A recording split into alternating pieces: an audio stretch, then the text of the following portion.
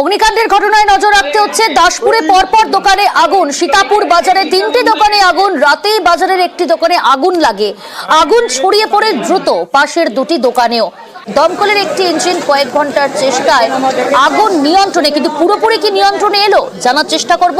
সুকান্ত রয়েছে প্রতিনিধি। সুকান্ত, এখন কি আগুন পুরোপুরি নিয়ন্ত্রণে, আর কিভাবেই বা আগুন লেগেছে, প্রাথমিকভাবে কি জানাচ্ছে দমকল কর্মীরা? দেখো প্রিয়াঙ্কা, খবর পেয়ে দমকলের একটি ইঞ্জিন ঘটনাস্থলে পৌঁছায় এবং তারা কিন্তু আগুন নেভানোর কাজে সমর্থ হয়। কারণ যেটা জানা যাচ্ছে, একটি দোকানে আগুন লাগার পর পাশাপাশি আরো 2টি দোকানে আগুন লাগে। 3টি দোকান কিন্তু সম্পূর্ণ ক্ষতিগ্রস্ত হয়েছে, কিন্তু পাশাপাশি আরো বেশ কিছু দোকান বাড়ি ছিল। আগুন ছড়িয়ে পড়ার আগেই দমকলের কর্মীরা কিন্তু সেই তৎপরতার সহিত আগুন নিভাতে সমর্থ হয়। ঘটনাটি দাসপুর 2 নম্বর ব্লকের সীতাপুর এলাকায়। সীতাপুর এলাকায় যেটা জানা যাচ্ছে, গতকাল মাঝরাতে একটি দোকানে আগুন লাগে এবং পরপর তারপর 2টি দোকানে ছড়িয়ে পড়ে। এর ফলে 3টি দোকান সম্পূর্ণ ক্ষতিগ্রস্ত হয়।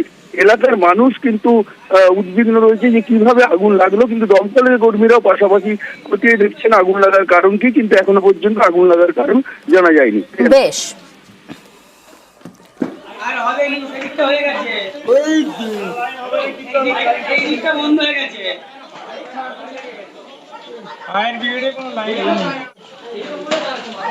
আর হবে কিন্তু সেদিকটা হয়ে গেছে, এই দিকটা বন্ধ হয়ে গেছে। ফায়ার ব্রিগেডে কোনো লাইন নেই।